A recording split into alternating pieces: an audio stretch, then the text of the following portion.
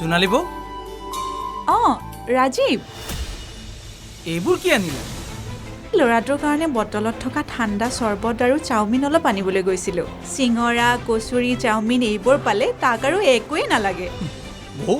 তাক এইবোৰ একেবাৰে নোখোৱাব কিয় কিয় মানে দিনক দিনে সি কিমান শকত হৈ গৈছে তোমালোকে মন কৰা নাইনে কি কোৱাহে ৰাজীৱ অকণমান শকত হ'ল বুলিয়ে মই মোৰ বাঢ়ি অহা ল'ৰাটোক নিজৰ ভালপোৱা বস্তুখিনিও নোখোৱাম নে তুমি মোৰ কথাটো বুজা নাই বৌ বাদ দিয়াহে বুজিবলৈনো আৰু কিটো আছে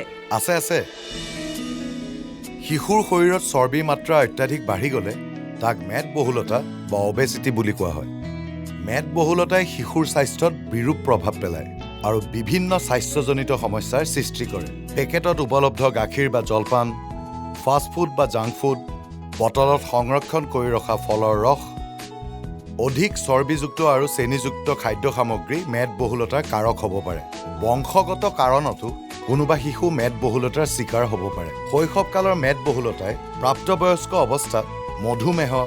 উচ্চ ৰক্তচাপ উচ্চ কলেষ্ট্ৰৰেল হাড়ৰ জঠৰতা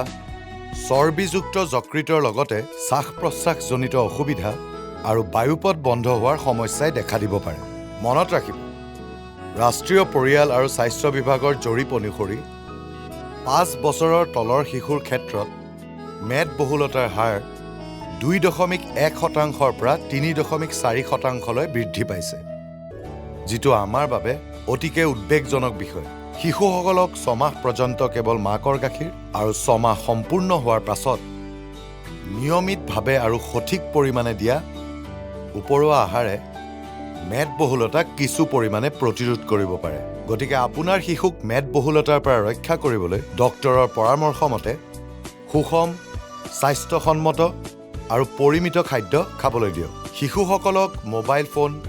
টেলিভিছন কম্পিউটাৰ আদিত বেছি সময় জড়িত থাকিব নিদি নিয়মিতভাৱে খেল ধেমালি আৰু শাৰীৰিক ব্যায়ামৰ অভ্যাস গঢ়ি তোলক কথাবোৰ মই এতিয়াহে বুজিলোঁ তুমি ঠিকেই কৈছা ৰাজীৱ আজিৰ পৰা মই আৰু এনেকুৱা ভুল কেতিয়াও নকৰোঁ